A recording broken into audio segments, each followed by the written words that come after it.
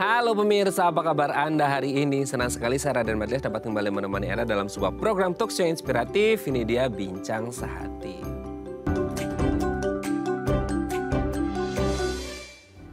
Ya pemirsa, pernah nggak sih Anda kayak abis duduk agak lama gitu ya, entah di rumah, entah di luar, atau lagi di kantor, atau Anda tuh kayak abis angkat-angkat barang-barang yang agak berat gitu ya. Nah, terus kemudian Anda ngerasa kayak, aduh nyeri nih di punggungnya gitu ya. Nah, bisa jadi Anda mengalami nyeri punggung gitu ya. Nah, biasanya yang dilakuin apa sih kalau orang Indonesia tuh biasanya dikasih balsem gitu ya. Kayak diolesin balsem gitu kan, kerasa agak anget supaya nyerinya atau linunya, pegelnya itu hilang. Tapi apakah bisa selesai dengan mengoleskan balsem?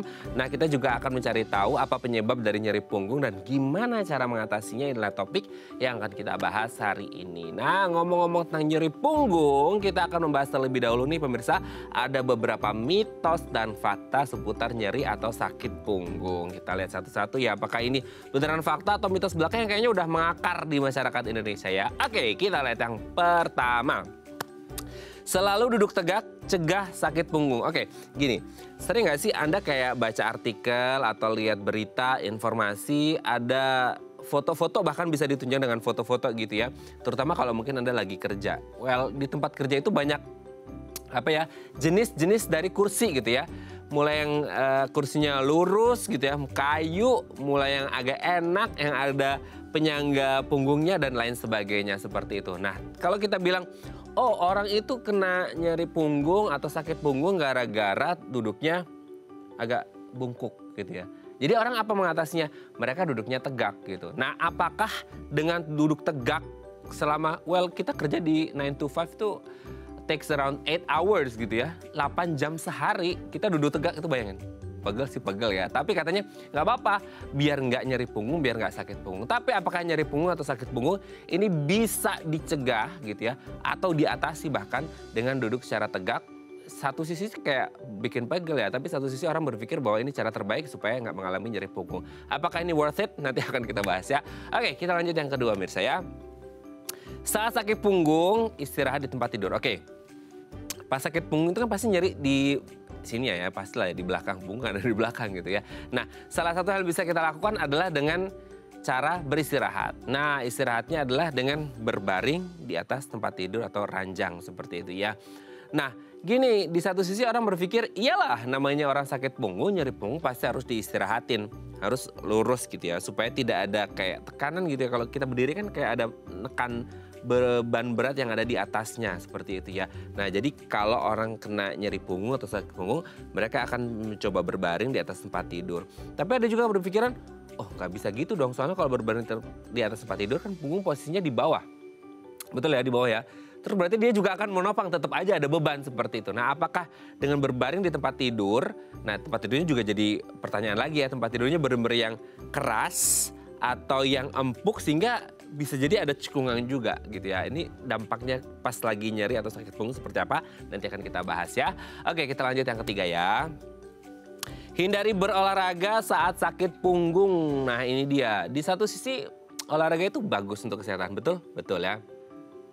Olahraga itu juga bagus untuk kesehatan tulang, sendi, otot, dan lain sebagainya. Tapi ketika pertanyaannya, pas lagi sakit punggung, pas lagi nyeri punggung gitu ya, olahraga itu dianjurkan atau enggak sih? Di satu sisi kita pingin sehat, betul ya gitu. Tapi di satu sisi kayak, bisa nggak ya kita olahraga? Punggungnya aja nyeri banget gitu. Gimana mau olahraga, gimana mau jalan, gimana mau lari, gimana weightlifting gitu ya, apalagi angkat besi seperti itu kan pasti berat banget seperti itu. Nah, apakah kemudian ketika orang mengalami nyeri punggung bisa berolahraga atau tidak? Atau mungkin bisa sih, cuma dengan catatan-catatan khusus. Nanti akan kita bahas ya. Oke, kita lanjut yang selanjutnya pemirsa ya. Tas sekolah atau kerja yang berat sebabkan sakit punggung. Ini kayaknya udah sering banget ya fakta atau mitos yang satu ini sering kita dengar di masyarakat kita. Apalagi nih untuk Anda ya, untuk kita-kita nih ya generasi 80-90-an, masih ingat gak sih kalau dulu sekolah itu kayaknya bukan buku di satu hari itu yang dibawa ya. Tapi buku sepanjang minggu alias seminggu itu dibawa semuanya karena takut ketinggalan lah, takut ini dan lain sebagainya. Nah, akhirnya apa? Itu kayak buku baunya udah kayak mau pindahan gitu ya. Jadi kayak bau tasnya itu udah gede banget seperti itu. Itu untuk anak sekolah. Pun ketika kita ngomongin orang kerja. Deadline 1 minggu dibawa semua di dalam tasnya. Akhirnya bebannya berat banget gitu ya. Selain beban tas, beban hidup juga udah berat seperti itu ya. Tapi kalau kita ngomongin beban tas gitu ya, entah itu untuk sekolah ataupun kerja yang harus di backpack dia biasanya ransel seperti itu bisa menyebabkan nyeri punggung nggak sih? Karena kan ada orang bilang juga selain nyeri punggung juga katanya bisa skoliosis lah, bisa bikin lain sebagainya. Nanti akan kita bahas ya. Oke, kita lihat yang terakhir pemirsa. Sakit punggung adalah normal dalam proses penuaan. Ya, semua orang pasti akan mengalami proses aging. Semua orang pasti akan menua. Hidup adalah tentang menua gitu ya. Karena pasti semua orang akan menua sampai masanya tiba seperti itu. Nah, ketika kita ngomongin oke, nyeri punggung, sakit punggung, ini adalah proses. Proses apa? Proses menuju dewasa dan tua seperti itu. Karena apa? Ya proses degeneratif yang harus dilalui oleh banyak orang. Tapi ngomong-ngomong degeneratif, semua orang pasti akan mengalami degeneratif, betul nggak sih? Tapi kayak bisa nggak ya agak diperlambat dikit supaya nyeri punggungnya ini tidak terjadi atau bahkan tidak terjadi sama sekali gitu ya. Proses menua pasti ada, tapi apakah semua orang yang menua akan mengalami nyeri punggung? Nanti akan kita bahas ya. Oke, itu tadi beberapa mitos fakta seputar nyeri atau sakit punggung dan kami akan membahasnya saat lagi. Tetap bersama kami di Bincang Sehati.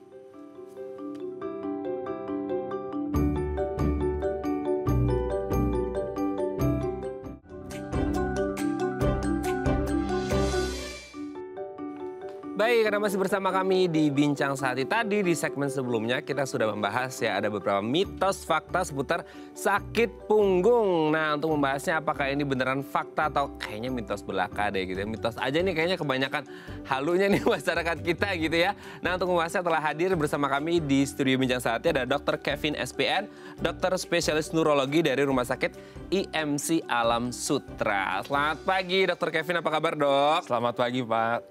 Oke, dok, hari ini kita akan membahas seputar mitos fakta dulu ya, seputar sakit punggung seperti itu. Nah, ada kayak banyak orang yang kayak gini nih pasti bikin sakit punggung, gini pasti nyeri punggung gitu ya. Itu kan kata orang, nggak tahu nanti kita akan kulik gitu ya, secara medis itu medically proven atau enggak gitu ya. Kita lihat yang pertama tuh ya, selalu duduk tegak katanya bisa cegah sakit punggung. Betul nggak sih? Kayak kan gini, orang ada yang duduknya itu tegak, ada yang bongkok gini ya, seperti itu. Nah, orang bilang, jangan bongkok nanti kamu bisa sakit punggung. Betul. Tapi apakah dengan duduk tegak itu bisa mencegah sakit punggung? Oke, jadi kalau kita melihat secara postur, tidak ada 100% orang yang posturnya sempurna. Ya, betul. Even orang yang memang sudah dilatih secara sekolah atau dia dengan pekerjaannya, tidak ada satu postur yang tepat bagi semua orang. Bahkan untuk yang militer pun kadang gini tegak terus gitu ya. Karena kalau kita terlalu tegap pun juga misalnya itu kan sebenarnya kita mengencangkan otot. Dan itu sulit untuk kita pertahankan dalam jangka waktu yang lama. Betul. Tadi juga disebutkan kalau kita kerjanya 9 to 5 kita tegap terus, ya rasanya sulit ya kalau kita mempertahankan. Gitu. Oke, jadi sebenarnya tegak itu bagus, tapi tidak menjamin bahwa dengan duduk tegak terus bisa mencegah sakit punggung. Lagian siapa ya yang bisa tegak terus, kayaknya impossible banget gitu ya dok ya. Betul, karena kan sakit punggung itu ada berbagai macam. Jadi kalau satu bagian itu adalah otot ya kan. Tapi kalau ada beberapa orang dengan kondisi tertentu, dengan orang yang sudah mengalami keterbatasan, ketika dia harus mempertahankan duduk tegap itu tidak memungkinkan dan justru akan menjadi menyakitkan gitu. Oke, jadi boleh duduk tegak gitu ya, tapi tidak menjamin bahwa ini bisa mencegah sakit punggung gitu ya. Oke dok, kita lanjut yang kedua. Pas lagi sakit punggung, katanya kita diminta untuk istirahat di tempat tidur gitu ya. Rebahan, berbaring, itu gimana tuh? Jadi ada dua jenis sakit punggung ya. Jadi ada yang tipenya lokal dan ada yang tipenya menjalar. Nah, kalau yang tipenya menjalar dan kalau masyarakat itu kenal yang namanya HNP. HNP biasanya saraf itu kejepit bukan ya dok? Ya betul, saraf kejepit. Nah, ada beberapa posisi tertentu yang justru dia merasanya lebih enak. Contohnya adalah dia berbaring. Tapi ada beberapa kondisi tertentu yang ketika dia berbaring itu justru mengalami kesakitan. Jadi tidak semua nyeri punggung dia merasa enak dengan kondisi berbaring gitu. Oke. Tapi beda nggak sih dok? Maksudnya kayak kalau tempat tidurnya itu dia yang rata atau yang dia agak apa sih agak melengkung gitu. Ya, jadi terutama kan kalau kita kasur yang kapuk gitu ya atau metode yang busa, itu kan dia bentuknya melengkung. Nah, melengkung itu kan sebenarnya kita tidak mempertahankan kesegarisan dari tulang punggung kita. Dan akhirnya itu berdampak kurang baik. Makanya pada beberapa orang kalau dia kasurnya itu tidak enak, dia ngerasa, aduh punggung saya nggak enak. Punggung itu melibatkan dari atas sampai bawah. Tapi ada beberapa ya kasur-kasur dengan metode dan teknologi yang lebih maju gitu, dia mempertahankan kesegarisan tulang punggung itu. Oke. Tapi kalau tidak ada kesegarisan, yang lebih bagus tuh kesegarisan. Kesegarisan, makanya. Tapi bukan keras ya masuk kesegarisan itu. Tidak harus keras, tidak harus keras. Makanya kan ada beberapa orang yang direkomendasikan tidur di papan atau yang tidur di alas. Sebenarnya intinya adalah kesegarisan punggung itu yang lurus gitu. Jadi nggak harus kasur itu adalah yang keras. Oke Dok ya. Oke, kita lanjut yang ketiga. Katanya pas lagi sakit punggung nggak boleh berolahraga. Betul atau nggak sih itu? Tergantung dulu sakit punggungnya apa. Kalau dia sakit punggungnya karena saraf kejepit tadi, gimana kalau dia harus berolahraga berat, bahkan tadi angkat beban berat seperti deadlift atau squat, maka itu akan terasa menyakitkan. Sakit banget sih. Betul. Tapi ada beberapa sakit punggung yang justru akan lebih baik dengan olahraga. Contohnya karena kekakuan atau spasme dari otot. Gitu. Makanya kan ada beberapa yang direkomendasikan untuk melakukan yoga atau berenang. Oke. Berarti boleh berolahraga, cuman satu lihat kondisinya dulu, terus kedua jenis olahraganya juga gitu ya? Betul. Yang low impact aja kali ya, nggak yang high impact banget gitu ya? Betul, yang low impact dan kita lihat ya, jadi olahraga itu kan ada beberapa jenis. Ada yang jenisnya adalah peregangan, ada yang penguatan. Jadi tidak heran bahkan olahraga itu bisa menjadi terapi pada kondisi-kondisi tertentu. Karena tadi sakit punggung jangan lupa lakukan stretching, tapi di sisi yang lain kita melakukan penguatan otot juga. Oke. Jadi benar-benar harus konsultasi ke dokter juga ya untuk mengetahui nih kondisinya mampu atau enggak dan olahraga seperti apa yang disarankan. Betul. Gitu ya. Oke Dok, kita lanjut yang selanjutnya ya. Nah ini juga nih sering banget nih tas sekolah atau kerja yang berat gitu ya, entah itu buku seminggu di bawah gitu kan dan lain sebagainya, itu bisa menyebabkan sakit punggung nggak sih? Itu jelas, karena kita sudah ada penelitiannya. Jadi ada satu penelitian di luar negeri bahwa anak sekolah yang membawa beban tas punggung 7,5% dari berat badan tubuhnya. Jadi kalau misalkan anak sekolah berat badannya 30 kilo ya, 7,5% taruhlah kurang lebih sekitar 3-4 kilo ya. Ketika dia itu melebihi 7,5% itu, setelah diteliti dia akan kemungkinan untuk mengalami nyeri leher, pundak dan punggung itu lebih besar di kemudian hari. Tapi kayak alhamdulillahnya mungkin sekarang banyak yang pakai tab ya gitu. Betul. Tapi ya plus minus ya, segala sesuatu itu pasti ada plus minusnya seperti itu ya. Oke. Tapi mungkin buat kita generasi 90-an itu kayak kehidupan kita dulu ya gitu ya. Betul. Bagaimana kita ngangkatin buku dan itu mungkin tidak baik ya. Jangan dicoba-coba lagi untuk anak-anak ya. Oke, Dok, kita lanjut yang terakhir. Nah ini agak bikin sedih juga sih. Katanya sakit punggung itu proses yang normal untuk menua gitu, proses aging. Apakah betul sakit punggung, nyeri punggung itu dalam rangka menuju aging itu, penuaan itu, atau sebenarnya menua sih pasti, tapi tidak semua yang menua pasti akan mengalami sakit punggung, gimana? Oke, jadi kalau penuaan itu memang ya proses alamiah kita bahwa massa otot itu akan turun dan massa lemak itu akan bertambah seiring kita menua. Nah, tapi kalau kita biarkan itu terjadi secara natural ya tadi dikatakan bahwa kita semakin tua kita akan semakin sakit punggung. Tapi bisa kita cegah tadi, jangan lupa untuk melakukan olahraga penguatan otot supaya kita tidak mengalami yang namanya osteosarkopenia. Jadi tulangnya keropos, kemudian ototnya juga mengecil.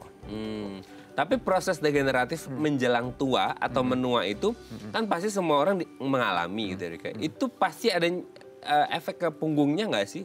Pasti ada, karena kan kita itu adalah makhluk hidup yang berjalan dengan dua kaki. kita itu bisa berdiri tegap karena otot yang di depan sama di belakang kita itu bekerja dengan seimbang seharusnya. Tapi kalau kita semakin lama semakin tua, apalagi postur kita membungkuk, lama-lama kita itu seperti pohon yang layu ke depan. Dan itu akan menimbulkan rasa sakit yang tidak enak di pundak, punggung atas dan punggung bawah. Nah, itu dia ya. Pokoknya ya semua pasti akan menua, tapi menjadi tua tidak harus sakit atau nyeri punggung ya. Semua Betul. bisa investasi dari muda gitu ya, Dok. Betul. Ya. Oke, Dok, nanti kita lanjut lagi ya ngobrolin Siap. tema kita hari ini. Oke, pemirsa, kalau Anda punya pertanyaan seputar tema kita hari ini, boleh ya di 021 290 3244 atau DM Instagram kami di @dafamily. Kami akan kembali saat lagi.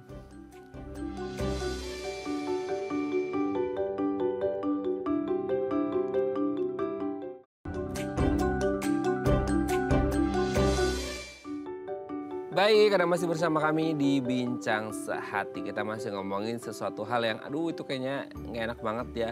Sakit atau nyeri punggung seperti itu. Nah, kalau Anda punya pertanyaan seputar tema kita hari ini, boleh ya di 021 290 3244 atau DM Instagram kami di @dafamily. Kita masih bersama dengan Dr. Kevin SPN, dokter spesialis neurologi dari Rumah Sakit IMC Alam Sutra. Oke, Dr. Kevin, kita lanjut lagi. Sebelum kita ngomongin nyerinya gitu ya, sebenarnya tulang punggung ini ada apa aja sih di belakang ini sehingga kayak kalau pas nyeri punggung tuh kayak sakitnya sangat luar biasa gitu. Oke. Jadi kalau kita mengalami kita mengalami nyeri punggung, itu sebenarnya kita bisa melihat kurang lebih ada 4 sumber masalah. Oh, oke. Yang pertama itu adalah tulangnya sendiri. Yang kedua sendinya, artinya antara satu tulang dengan tulang lain itu ada yang berhubungan. Kemudian yang ketiga adalah bantalan sendinya yang bermasalah. Atau yang keempat adalah ototnya. Oh, Gitu. Jadi kita sakit punggung tuh nggak semua sama dengan HNP. Jadi tergantung ada sumber-sumbernya di mana. Oke, HNP itu saraf kejepit ya. Tapi biasanya ya, karena mungkin yang paling populer itu HNP atau saraf kejepit. Jadi ketika orang kayak nyeri dikit belakang, aduh saraf kejepit bukan nih ya gitu. Jadi, tapi harus dibedakan dari 4 tadi itu ya. Tempat titik yang bisa saja mengalami nyerinya itu sendiri. Betul. Nah, kalau nyeri punggung ini sendiri, nyeri punggung itu tidak selalu identik dengan HNP atau masih luas banget tuh nyeri punggung gitu? Nyeri punggung itu memang terkenalnya karena HNP. Jadi kalau kita melakukan scan, dan ini sudah dilakukan penelitian bahwa kita pun yang normal tanpa ada gejala itu ada HNP. Kalau kita lakukan MRI ya dari leher sampai punggung bawah itu kita ada HNP. Tapi tidak semua HNP itu menyebabkan gejala. Nah, itulah yang perlu kita ketelitian, kita tanyakan, kita raba pada saat pemeriksaan itu sumber masalahnya di mana. Karena akan lebih mengarahkan gitu. Tadi ada sendi, ada bantalan tulangnya itu diskusnya, dan yang ketiga adalah ototnya. Jangan lupa. Berarti beda tempat di 4 tempat ini akan berbeda sensasi rasanya atau efeknya atau gimana? Jadi kalau HNP itu kita rasa nyerinya itu adalah yang khas adalah menjalar. Jadi namanya radikular nyerinya. Jadi menjalar dari punggung ke bokong kemudian sampai ke tumit atau di bawah betis. Tapi kalau nyeri-nyeri yang tadi disebabkan karena sendi ya atau karena bantalan atau karena otot, biasanya nyerinya itu lokal. Pun kalau dia menjalar itu terbatasnya hanya di daerah sekitar bokong atau sampai di daerah paha saja gitu. Oke. Tapi kalau ngomongin nyeri punggung gitu ya, ini tuh memang satu penyakit tertentu, emang ini penyakitnya, atau justru kayak banyak orang beranggapan, oh sebenarnya nyeri punggung itu memang ada, ya memang sakit sih, tapi sebenarnya sakitnya itu bukan di nyeri punggungnya, dia itu justru gejala dari satu penyakit tertentu yang lain gitu. Ada. Oh, oke. Ada. Contohnya adalah orang yang sakit lambung. Sakit lambung di nyeri ulu hati, dia biasanya ada rasa yang seperti tertombak sampai ke belakang. Ada. Ada yang rasanya seperti batu empedu. Batu empedu dia ada di sebelah kanan, dia juga menjalar dari belakang. Atau kondisi-kondisi penyakit lain itu banyak sekali, itu namanya adalah nyeri alih. Yang tadi Mas Medias katakan bahwa sumbernya di mana, tapi rasa alihnya itu ada di punggung. Gitu. Berarti bisa berbeda ya Mas ya? Sumbernya di mana, rasanya bisa di mana gitu bisa? Betul. Kalau orang yang sakit batu ginjal, Iya. dia juga sama, sakitnya di punggung belakang juga, Iya, tapi tipe penjalarannya itu berbeda. Gitu. Oke. Berarti kayak gini kan agak susah ya maksudnya kita untuk mengetahui maksudnya gejalanya bahkan untuk yang di belakang pun ternyata batu ginjal juga bisa kena, itu rasanya juga di punggung gitu ya. Betul. Yang lain-lain pun bisa kena juga dan itu rasanya di punggung juga itu. Jadi apa yang khas, ada nggak sih mesti satu gejala yang khas atau mungkin beberapa gejala yang khas yang bahwa oh nyerinya di punggung ini benar-benar ini punggung gitu. Maksudnya masalah di punggung, bukan di tempat yang lain, ginjal dan lain sebagainya dong. Karena di punggung itu adalah mekanik, berarti ini kita samakan persepsi bahwa ini tulang, sendi, bantalan sendi atau otot. Biasanya dia adalah sesuatu yang mekanik. Oke. Jadi kalau saya mengambil barang tertentu atau saya melakukan pergerakan ke kiri dan sebelah kanan, itu dia merasakan nyeri dan itu khas sekali. Dan dia ada rasa menjalarnya itu. Pasti menjalar. Ada yang menjalar, ada yang hanya lokal saja gitu. Tapi dia spesifik. Oh, kalau saya gerakan seperti ini, punggung saya sakit, Dok, gitu. Nah, menjalar dan lokal itu bisa dibedakan dari 4 yang tadi nggak sih, Dok? Bisa lebih mengarahkan. Walaupun tidak 100%, tapi kurang lebih kita mengarahkan, oh ini masalahnya bantalannya, oh ini masalah tulangnya, tulang kropos contohnya. Oke. Nah, sekarang titiknya. Nah, kan kadang-kadang kita untuk tahu pokoknya yang di belakang, Dok, gitu kan. Pokoknya yang di belakang aja, pokoknya itu di punggung gitu. Ada nggak sih maksudnya kayak entah itu dari 4 titik tadi atau mungkin yang ini benar-benar nyari punggung dan ini bukan karena nyari punggung nih, maksudnya kayak ginjal dan lain sebagainya. Ada nggak satu titik yang atau mungkin beberapa titik yang khas kalau itu terjadi, oh itu nyari punggungnya benar-benar hanya nyari punggung, bukan karena organ yang lain gitu. Oke, jadi kalau itu kan sebenarnya kita agak sulit ya untuk sampai meraba ke belakang. Tapi yang bisa kita mencoba ya namanya kita melatih fleksibilitas punggung. Jadi kita melakukan gerakan membungkuk ke depan, dorong ke belakang, ke kiri dan ke kanan. Termasuk kita putar-putar. Nah itu biasanya dia akan mencetuskan. Beberapa gerakan tertentu dia akan mencetuskan. Kalau sumbernya memang benar dari punggung belakang. Pasti kalau nyeri punggung gara-gara punggung belakangnya, pasti dia akan kerasa ya ketika akan kita. terasa. Oke. Dan biasanya ada kekakuan yang menyertai. Jadi kalau satu struktur itu dia terganggu, biasanya struktur yang lain itu akan mengalami kekakuan supaya dia mencegah kerusakan lebih lanjut. Jadi misalkan saya ada nyeri punggung, biasanya di sini dia akan ngerasa tegang gitu dan dia akan mempertahankan posisi-posisi tertentu yang merasa itu memperbaiki atau meredakan nyerinya. Oh jadi itu kayak otomatis respons tubuh ya? Betul. Wow, bisa merespon langsung seperti itu. Tapi berarti kalau digerakkan kekakuan itu bikin tambah sakit dong berarti? Betul, makanya dia akan merasa nyeri kan. Karena sebenarnya tubuh itu melakukan kekakuan atau spasme itu tujuannya adalah proteksi. Tapi ketika spasme itu dibiarkan terlalu lama, maka dia akan bisa menjadi problem yang baru. Awalnya ingin menyelamatkan ya, lama-lama bisa jadi problem juga. Betul. Seperti itu ya. Tapi nyeri punggung ini, tadi juga sempat di-mention, ada nggak sih satu penyakit atau mungkin beberapa penyakit yang bisa saja diawali dari nyeri punggung? Ada. Jadi kalau kita contoh berarti kondisi-kondisi tertentu di mana nyeri punggung ini kita harus waspada.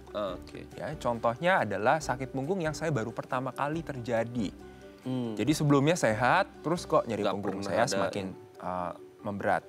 Terus yang kedua, kalau kita batuk atau mengedan itu sakit punggungnya semakin terasa. Gitu, karena ada tekanan gitu ya? Seperti ada tekanan. Kemudian yang ketiga, kalau ada tanda-tanda kelainan di tubuh yang lain, contohnya ada demam, ya, terus kemudian ada tumor, ada kondisi di mana dia diabetes yang tidak terkontrol. Nah itu kita perlu waspada ketika dia mengalami nyeri punggung yang baru pertama kali. Gitu. Wow. Diabetes tak terkontrol juga bisa. Kayaknya setiap ngomongin penyakit ada diabetes tak terkontrol, ada itunya ya dok ya. Serem juga ya penyakitnya ya. Oke, tapi dalam kegiatan kita sehari-hari gitu ya, nyeri punggung itu pasti sangat mengganggu ya. Karena kita tidak jadi bisa beraktivitas secara normal dan nyaman seperti itu. Nah sebenarnya ada nggak sih beberapa aktivitas harian yang kayaknya simpel, sepele yang sering kita lakukan, tapi ternyata kegiatan-kegiatan aktivitas gerakan kita itu bisa menyebabkan nyeri punggung. Mungkin bisa dijelaskan ke pemirsa, ada nggak sih beberapa gerakan atau aktivitas harian yang bisa aja kita sering melakukannya tapi kita nggak sadar dan ternyata itu bisa menyebabkan nyeri punggung. Baik, jadi nyeri, kita lihat dulu ya, kita tarik dulu kenapa sih orang itu bisa mengalami nyeri punggung. Tadi kita ambil yang sederhana adalah karena otot. Ini yang paling sering ya.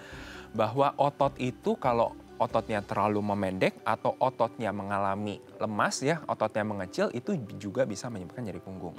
Nah, kenapa dia bisa muncul ototnya seperti itu? Karena postur-postur yang tidak sesuai. Nah, itu dia. Nah, contohnya misalkan kita duduk ya seperti ini, biasanya kan kita lebih enak duduk di kantor, kaki itu disilang seperti Iya, ini. betul, disilang. Ya kan, disilang Iya. kemudian ditarik ke belakang. Betul, betul. Kalau disilang itu pasti ada salah satu otot yang memendek, ya kan, terutama kaki yang disilang di bagian belakangnya. Iya. Kemudian postur dari kita cara duduk, ya, dari postur kita duduk, ada kan kalau kantor itu orang kita duduknya cenderung ke Enak juga depan, ya kan? Iya, betul. Atau ada yang ini saya temukan pada terutama mereka yang bekerja di tech company atau mereka harus melakukan pengkodingan atau sekarang di era Zoom meeting orang itu duduknya malah ke belakang seperti ini. Oh, nyender Nyender ke belakang dan itu justru tidak bagus ya dengan postur yang ke belakang. Tapi mereka merasa nyaman, enak gitu. Iya, sangat PW enak. ya, Benar. posisi enak gitu katanya. Dengan posisi enak. Tapi jangan lupa bahwa kita itu adalah makhluk hidup dengan kaki dua.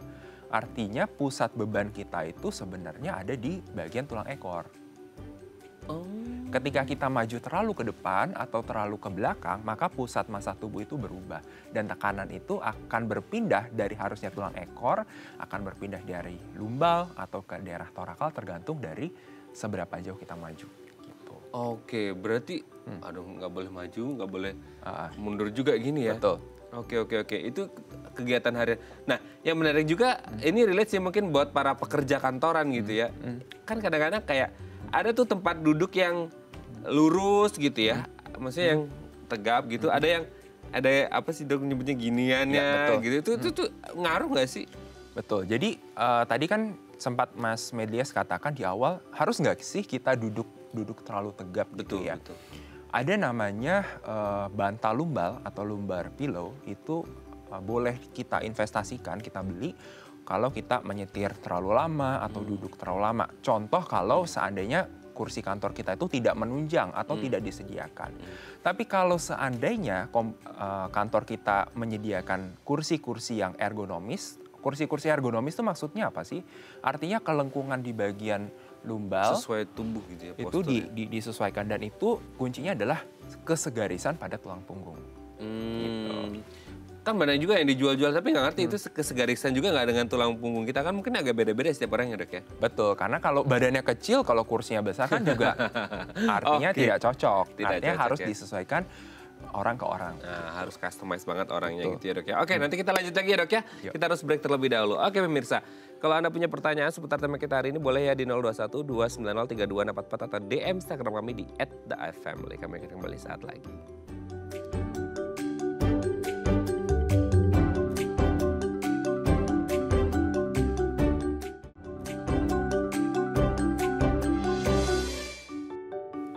Baik, karena masih bersama kami di Bincang Saati, kita masih membahas tema kita hari ini seputar nyeri punggung. Kalau Anda punya masalah dengan punggung Anda ada nyeri-nyeri, boleh ya di 021 290 3244 atau DM Instagram kami di @theifamily. Kita masih bersama dengan Dr. Kevin SPN, spesialis neurologi dari Rumah Sakit IMC Alam Sutra. Oke dok, kita lanjut lagi.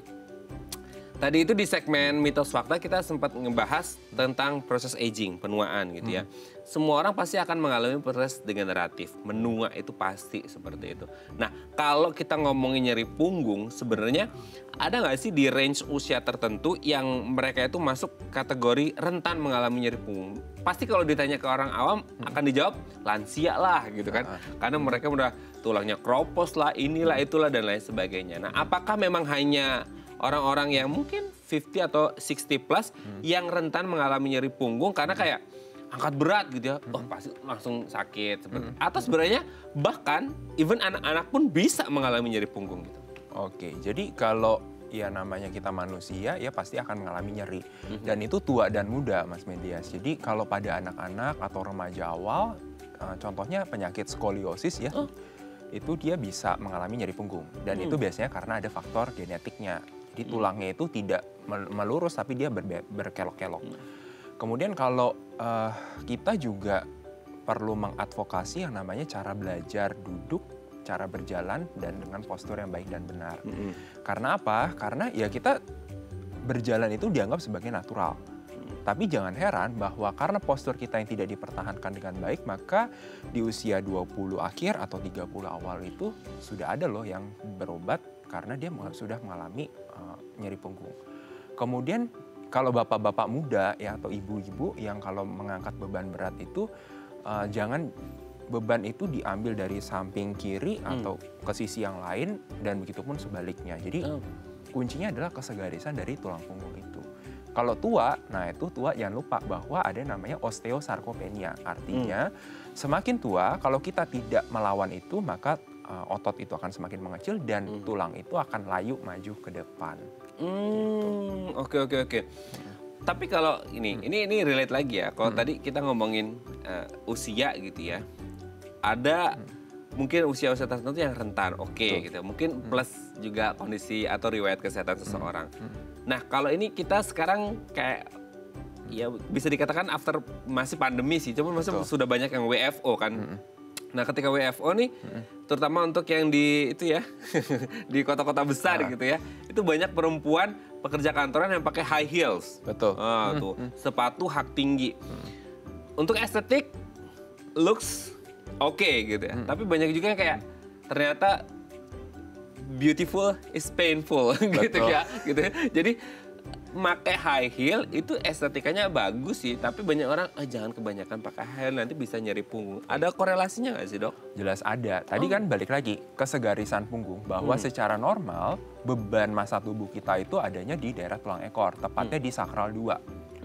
Ketika kita maju saja ke depan, ya misalnya dengan postur membungkuk atau terlalu ke belakang, maka pusat massa tubuh itu akan berubah. Betul. Nah, apalagi dengan high heels. High heels itu tentunya dengan kita dengan posisi menjinjit, massa tubuh itu berubah, dia bisa naik ke daerah lumbal. Gitu. Nah, itulah yang menjadi sumber-sumber masalah di kemudian hari. Dan banyak kok yang pasien-pasien saya itu, kalau saya tanyakan, oh ternyata memang ada riwayat high heels-nya gitu. Oke, berarti memang ada ya efeknya ketika orang ngomongin high heels seperti itu ya. Tapi gini, Dok, kadang-kadang kita berpikir ya nyeri punggung ya, entah karena high heels kayak, entah karena duduk tegaknya, entah karena angkat beban berat dan lain sebagainya. Kadang-kadang kita berpikir punggung gitu ya. Punggung kan di sini, tapi satu tadi ada yang lokal, ada yang menjalar seperti itu ya. Terkadang kita berpikir gimana ya kok di punggung itu bisa kerasa sakit gitu ya. Entah itu karena ya beban berat dan lain sebagainya. Sebenarnya ada nggak sih yang menghubungkan antara si punggung ini dengan rasa sakit itu sendiri? Dalam artian gini, adakah hubungan antara kayak saraf, otot, pembuluh darah kayak sama punggung ini sendiri yang akhirnya kayak ketika orang sakit ada nyerinya, itu nyerinya kerasa gitu. Iya, karena Mas Medlis kita perlu ingat bahwa tubuh kita itu punya sensor. Sensornya itu adalah saraf kita. Jadi selain kita bisa menggerakkan tangan kita, di ujung kepala sampai ujung kaki sampai di ujung-ujung tangan kita itu semuanya ada sensor tadi sarafnya. Termasuk tadi ya kalau misalnya kita berpikir saraf itu hanya satu serabut gitu ya, tapi di jari-jari kita, di daerah wajah kita ada serabut-serabut saraf yang halus.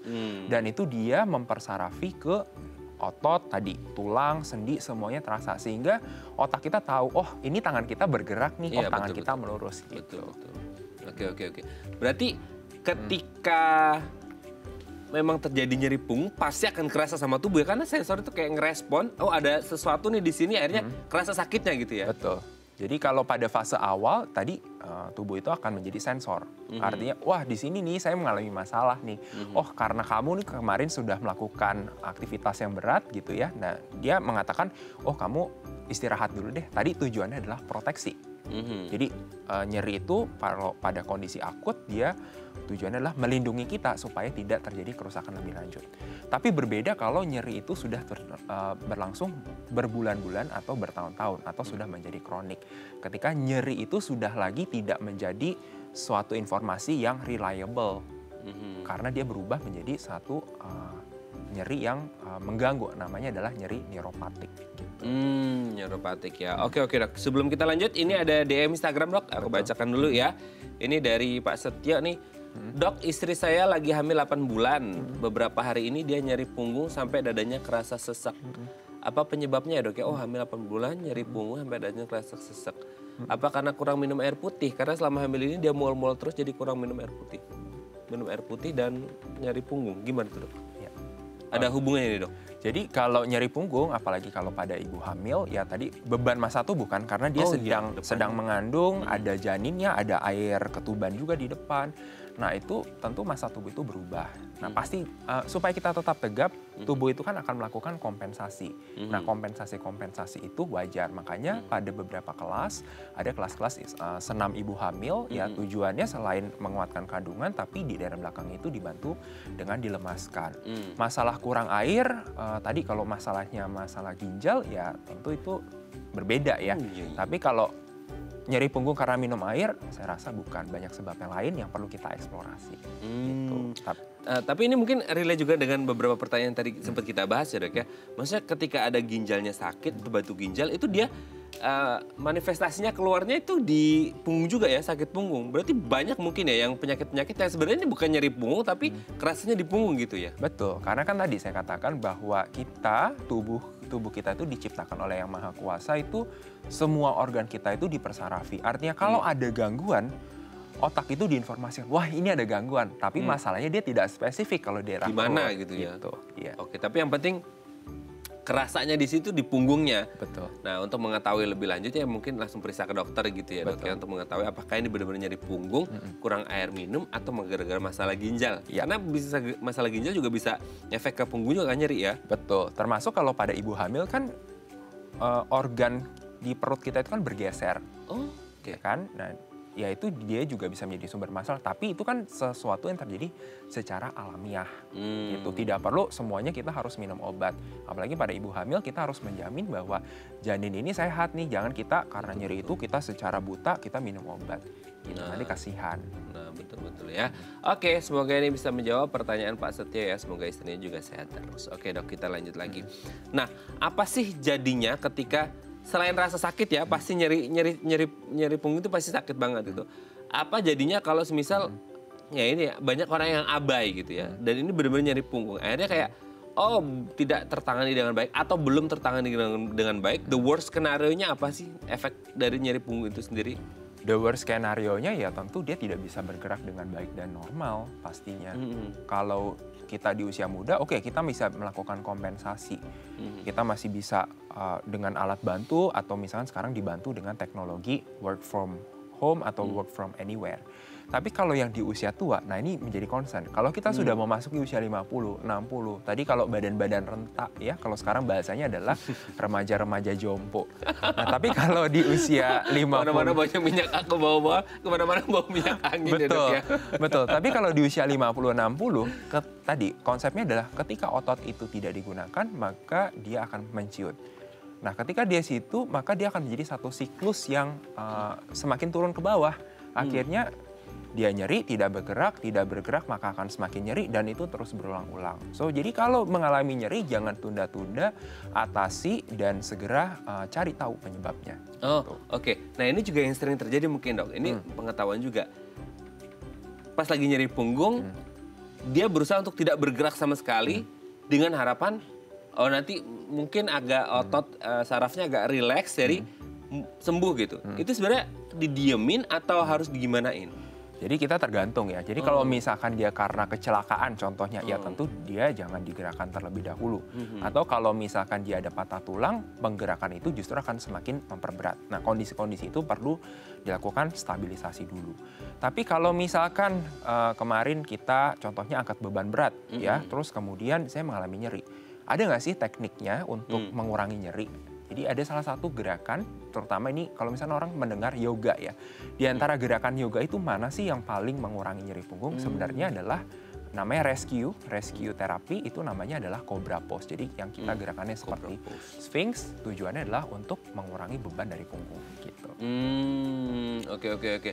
Berarti ada gerakan-gerakan khusus ya seperti itu.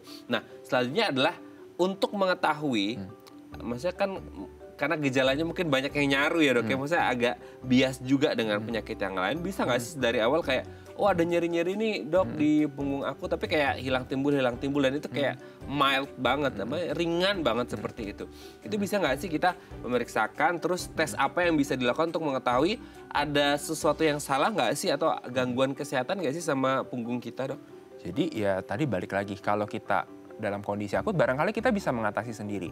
Tapi ketika kita sudah merasa, loh kok dengan obat-obat biasa atau obat-obat rekomendasi kok saya tidak mengalami perbaikan, maka sebaiknya dilakukan pemeriksaan. Salah satunya pemeriksaan boleh ke dokter ya.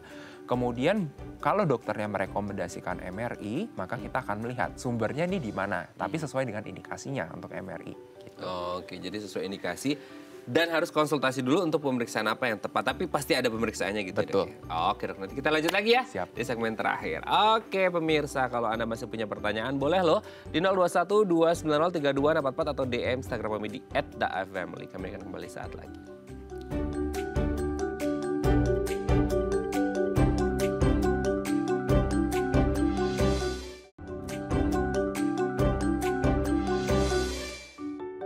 Baik, karena masih bersama kami di Bincang Sehati, kita masih membahas tema kita hari ini seputar nyeri punggung. Kita masih bersama dengan Dr. Kevin SPN, dokter spesialis neurologi dari Rumah Sakit IMC Alam Sutra. Dok, kita lanjut lagi ya.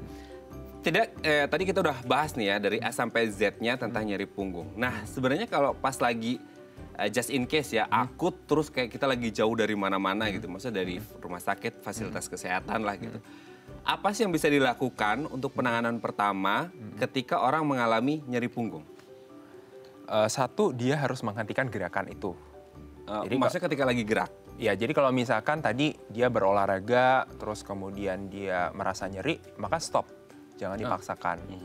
Kemudian yang kedua, apa sih yang harus dilakukan? Tadi ada namanya RICE ya, konsepnya adalah rest ya, jadi istirahat dulu. Yang kedua adalah dikompres es. Jadi untuk 3 hari pertama dia bisa dikompres es. Kemudian kalau compression kurang cocok ya untuk nyeri punggung. Dan elevation tadi bisa dengan melakukan gerakan cobra pose itu. Kalau sesuai indikasinya. Kemudian boleh dengan minum obat-obatan pereda nyeri. Tapi jangan terlalu lama. Obat pereda nyeri maksimal adalah 10 hari. Oke. Gitu. Tapi dengan obat pereda nyeri itu kayak... jalan paling oke tuh selama ini. Maksudnya kayak orang akan ngerasa kayak feeling much better. Betul. Gitu ya ketika mereka minum obat pereda nyeri kan seperti itu. Tapi itu bisa bertahannya berapa lama sih dok? Obat pereda nyeri selama dia dikonsumsi, kalau memang dia adalah kondisi akut maka dia akan meredakan. Tadi saya katakan bahwa obat pereda nyeri itu maksimal adalah 10 hari. 10 hari. Artinya kondisi akut kita harapkan dia sudah peradangannya berkurang, pembengkakannya juga berkurang, dia akan mengalami perbaikan. Tapi kalau saya mengalami nyeri punggung setelah minum 10 hari kok kalau saya nggak minum masih nyeri. Nah itu sudah mulai cek tuh, sudah hati-hati. Ada nggak struktur yang mengalami kerusakan ya yang perlu kita lakukan pemeriksaan lebih lanjut. Oke, tapi kalau akut itu kayak maksimal bisa bertahan 10 hari? Atau 2 minggu, kita batasan akut adalah 2 minggu. 2 minggu gitu. Ya. Akutnya 2 minggu ya dok, akut apalagi kronik. Gitu ya. Oke, tapi ketika didiagnosis bahwa orang ini mengalami nyeri punggung gitu, itu biasanya sudah ke dokter gitu ya, udah diagnosisnya udah ditegakkan bahwa ini nyeri punggung nih. Gitu. Terus treatment selanjutnya apa? Biasanya terapi-terapi apa atau minum obat atau seperti apa dok untuk pengobatannya? Baik, jadi kalau saya sebagai dokter saraf biasanya saya selalu merekomendasikan untuk bekerja sama dengan dokter lain. Contohnya adalah dokter ortopedi. Kalau seandainya dia ada patah tulang atau kita rujuk ke dokter rehabilitasi medik atau KFR ya.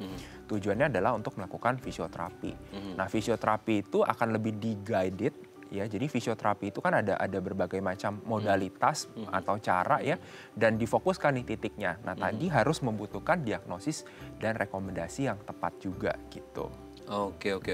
Nah, pertanyaannya kemudian ketika orang any kind of treatment lah ya dilakukan sama dokter dengan berbagai atau multidisiplin ilmu lah gitu ya.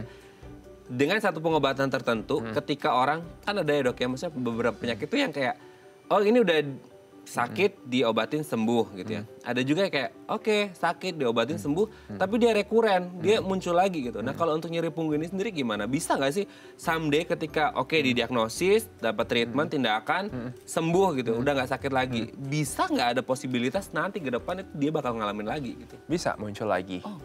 Jadi kan kalau kita mengalami nyeri punggung, saya selalu mengatakan, saya selalu melihat dari kaki dan cara berjalan. Dari kaki gimana maksudnya? Dari kaki. Tadi kan kita manusia adalah makhluk hidup dengan berkaki 2. Beda dengan hewan yang kalau berkakinya 4. Artinya postur gravitasi kita itu adanya di 2 kaki nih. Seharusnya, artinya beban itu terdistribusi merata kiri dan kanan. Tadi di awal saya katakan kalau kita posturnya salah satu kakinya ke belakang atau berdiri kan biasanya kita suka mengayunkan atau mengarahkan beban ke satu kaki aja. Kaki yang lain itu hanya sebagai penopang aja.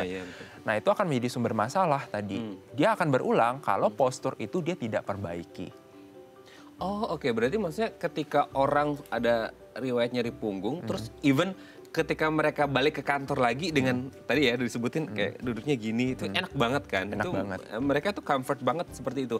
Nah kalau melakukan hal itu lagi bakal terjadi lagi dong? Sangat berisiko, makanya kan saya selalu mengatakan bahwa postur itu jangan lupa diperbaiki. Makanya tadi ada penguatan dan ada otot yang perlu kita regangkan. Dan itu case by case. Gitu. Oke, dan ini juga hubungannya dengan yang menarik nih ya. Iya. Saraf, otot, pembuluh darah, punggung itu kan katanya tadi semua relate ya. Karena ada apa sih bahasanya sensornya gitu, sensornya saling merespon. Nah ketika kalau kita ngomongin kayak nyeri punggung itu ada hubungannya sama saraf, saraf itu hanya merespon atau sebenarnya saraf itu juga nanti bisa kena impact buruknya, maksudnya ada nyerang ke sarafnya juga nggak sih dok?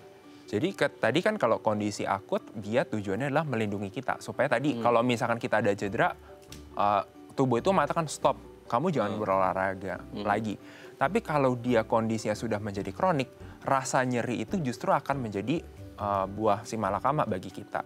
Karena tadi kita tidak bergerak, kalau tidak bergerak maka ototnya menjadi melemah, kemudian pasti sendi-sendinya bermasalah. Nah disitulah dia akan jadi problem. Dan disitu perannya kita ada berbagai macam modalitas terapi ya. Tadi kalau fisioterapinya nggak berhasil, gimana dok?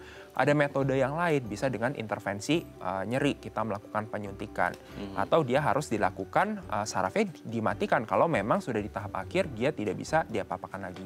Atau kalau mekanik, maka kita harus rekomendasi untuk dilakukan operasi. Gitu.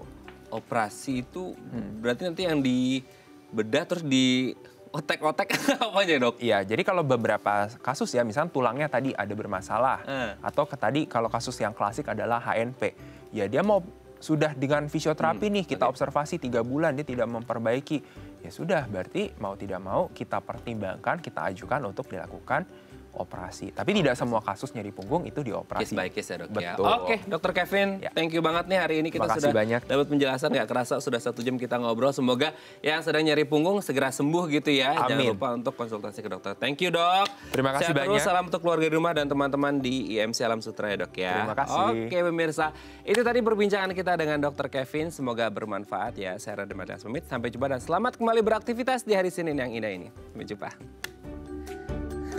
Thank you dok. Thank you.